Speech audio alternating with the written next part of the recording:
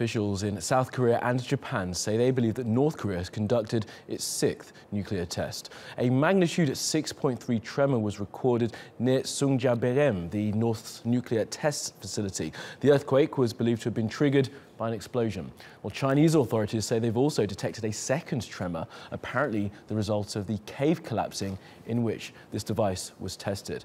Now, only a few hours earlier, Pyongyang reported that it had developed a thermonuclear weapon. The new technology can supposedly be loaded onto an intercontinental ballistic missile. North Korea says it will make an important announcement within the next hour. Well, let's go straight to Seoul for the latest on this and speak to Joseph Kim. So, Joseph, this is a developing story throughout the morning. What's been the reaction so far in South Korea to this latest test? Well, for what's happening in South Korea, we know that officials, including South Korean President Moon Jae-in, are closely watching the situation. There's been a National Security Council meeting that's convened. They are currently discussing the situation, and we are awaiting what kind of statements will come out of that meeting. Now, officials here, including the Joint Chiefs of Staff and the military, they believe that this is a sixth nuclear test, especially because where this earthquake happened is where North Korea does regularly test its nuclear weapons at, and therefore many are suspecting that this could potentially be their sixth nuclear test. As you mentioned, North Korea, through its state media, just recently announced that it has a special announcement to make at around 3:30 local time here in Seoul, and many are suspecting that this will confirm that North Korea did conduct its sixth nuclear test. Yes, perhaps that announcement that's coming, as you say, in an hour or so's time will be confirmation that this was in fact their sixth test. And if it does prove to be the sixth test, Joseph, the fact that it's a thermonuclear, a hydrogen bomb, will show that the North's nuclear weapon capability has enhanced significantly.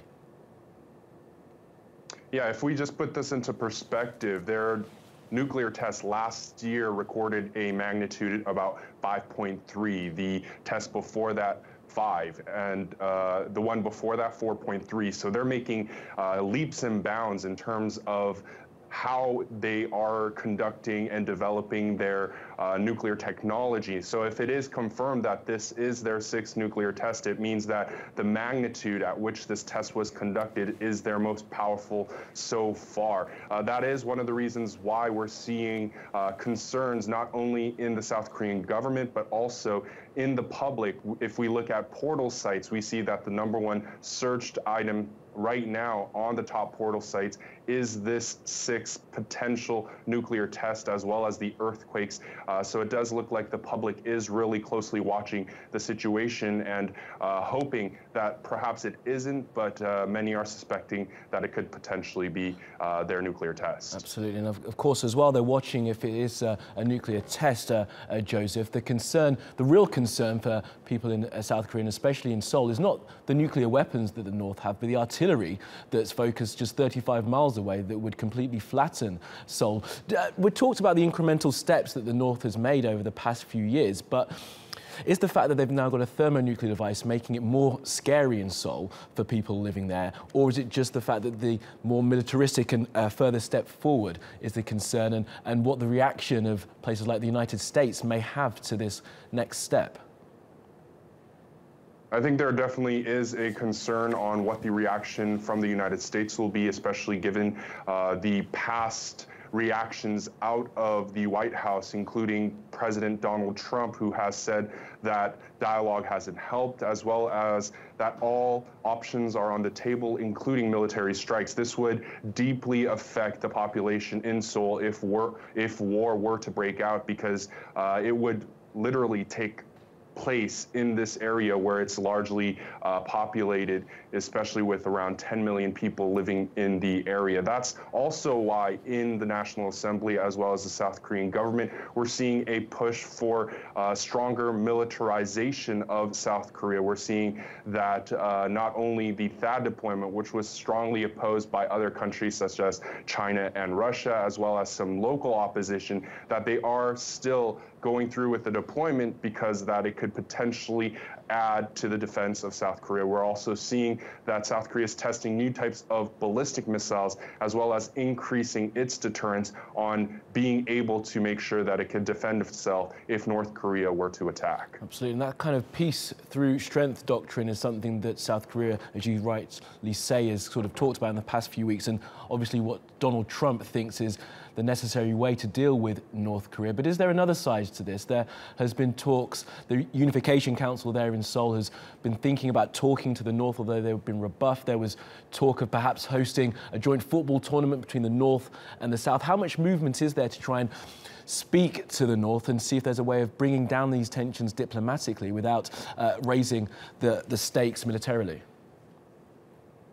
Well, we know ties between North and South Korea have been at an all-time low. There are no lines of communications. Before, there was a military hotline in which North and South could directly communicate with one another, and now that line of communication is completely gone. We also know that civilian interaction between the North and South has completely stopped. There no longer is the jointly run Kaesong Industrial Complex, as well as tours to North Korea from the South are now banned, and they no longer can go in, especially because the South Korean government is worried about the well-being and safety of its citizens. This is one of the reasons that South Korea has been pushing to try to improve inter-Korean relations. We saw that before when South Korea was hosting the championship taekwondo tournament, that they invited North Korea, as well as some other matches, including hockey, where North and South came together, and there were those types of exchanges. So whether it is through private exchanges or through political exchanges, South Korea is really pushing to try to get on the negotiating table and restart lines of communication. But so far, North Korea has remained mum on the situation, and it doesn't look like ties will be improved if North Korea continues to remain silent and not respond to South Korea's requests.